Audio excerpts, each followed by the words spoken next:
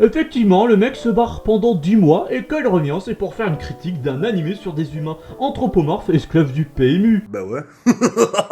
Logique, j'assume. Ouais. En vrai, si j'ai voulu que ce soit la première critique d'animé, c'est parce que je suis en train de regarder Umayon sur Crunchyroll, un animé en cours de production. J'ai tellement faim que je pourrais manger une bite.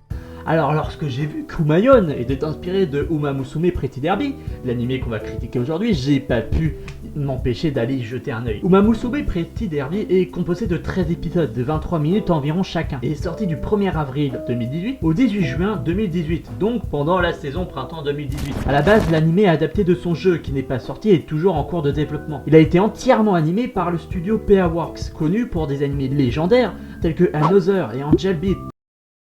Lol, il a 10 bits. Non ta gueule Jonathan, c'est pas drôle. Maintenant tu vas à table et... Dis pas. Dans le monde où se passe cet animé, il existe des femmes qui peuvent naître mi-jument, mi-humaines et possèdent des capacités de course aussi incroyables qu'un cheval de course. On suit l'aventure d'une d'entre elles, Special Week, ayant pour but de devenir la meilleure coureuse du Japon. Et pour y arriver, elle va sortir de sa cambrousse et étudier à l'académie Nihon Uma Musume Training Center Gakuen. Comment tu t'appelles, madame? Moi c'est Special Week. Commence à me parler poliment. Au début de son aventure, la ville est pour elle un environnement inconnu et potentiellement dangereux, où les gros porcs ne manqueraient pas une seule occasion pour faire des attouchements sur des gens random dans la rue. Bon ok, j'avoue, il y a lui aussi. Je vais te sodomiser tellement fort que tu feras caca à l'envers. Elle va donc faire un détour à la piste de course et voir Silence Suzuka. Qu'est-ce que ce prénom est chiant! Pour définir Silence Suzuka...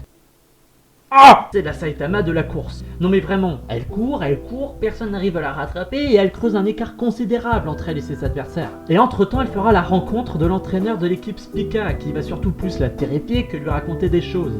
D'ailleurs, je pense que cet entraîneur est diabétique. Il a toujours une sucette dans la bouche et il n'en donne jamais, ce fils de pute. Non mais c'est vrai quoi, je suis sûr qu'elle aussi, elles auraient bien voulu sucer une sucette. Je suis sûr qu'elle aussi, elles auraient bien voulu sucer une sucette.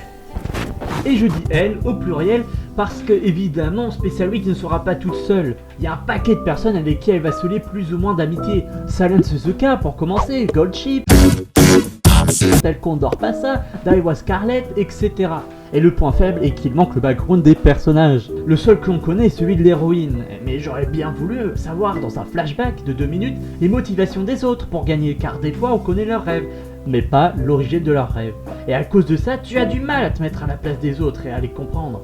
Je pense qu'avec seulement un flashback de 2 minutes pendant une course très importante, aurait fait l'affaire. Le background de Special Week, lui, est émouvant. À sa naissance, sa mère biologique décède et demande à la seconde mère, donc sa mère actuelle, d'en faire une merveilleuse jument. Des chevaux qui aiment bien aller de l'avant vont batailler certainement dans la ligne en face avec Dinarok qui est en tête. Dinarok, le numéro 2, Charles-Édouard en deuxième position. La seconde mère va alors tout faire pour transformer Special Week à une bonne coureuse dès son plus jeune âge.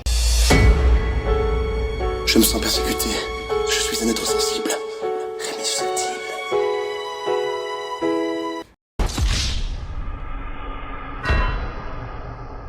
Et c'est ce que j'ai trouvé très touchant, c'est que la mère adoptive de Special Week est extrêmement fidèle envers son ami, lui a confié le bébé jument.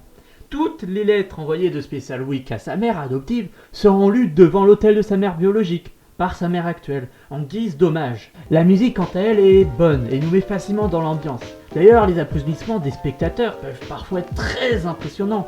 Tu sens que certaines coureuses sont préférées par rapport à d'autres, car d'un coup, de gros applaudissements peuvent se transformer en très gros applaudissements. Enfin bref, Special Week est en retard à cause de la course, et se retrouve comme de par hasard dans la même chambre que Silence Suzuka, et rejoint l'équipe Spica. Et grâce à ça, on voit très vite que l'animation est de bonne facture. Les animations de course sont réussies et j'ai personnellement ressenti la vitesse lorsqu'elle courait. Et bordel, cet animé est vraiment bien foutu, car contrairement au shonen où l'héros est obligé de gagner car sinon il décède ce gros fils de pute, on ne sait pas si Special Week est capable de gagner, car même s'il y a un gros passage où on voit l'héroïne s'entraîner, celle-ci peut perdre. Et je peux vous dire que quand vous comprenez ça, vous allez prier vos races pour sa victoire. Allez, gagne putain, allez. Oh oui, niquez tout ça merde. Oh! La 3D est aussi utilisée à bon escient. 3D utilisée quand il y a beaucoup de personnes à l'image. Et encore, même lorsqu'on voit plusieurs juments courir, donc un gros Sakuga, elles sont toutes animées en 2D et bien animées. Le thème du sport est plutôt bien abordé pour ceux qui n'aiment pas trop le sport à la base comme moi, ou les animés sur le sport aussi. Cela vient principalement du fait que les courses sont bien gérées et ne sont pas à rallonge. Et puis la course c'est quelque chose que l'on connaît tous quoi. Qui n'a jamais couru une fois dans sa vie? Qui n'a jamais fait de course contre ses amis? Les ellipses temporelles sont bien gérées. Lorsque quelqu'un s'entraîne, l'entraînement ne va pas durer tout l'épisode, tout simplement parce que ce serait trop répétitif et surtout inutile. Les phases d'entraînement durent quelques minutes et on voit que ce que priorise l'anime, c'est l'histoire principale. Et bordel, ce que ça fait du bien de regarder un animé sans ou presque sans fillers chiant qui rallonge inutilement l'histoire. Bref, on suivra donc les aventures de ces différents personnages tout au long de la série et on suivra une réelle amélioration au fil des épisodes. Là, ce n'est pas l'héros d'Isekai qui obtient plus de force pour battre le méchant car TG c'est magique.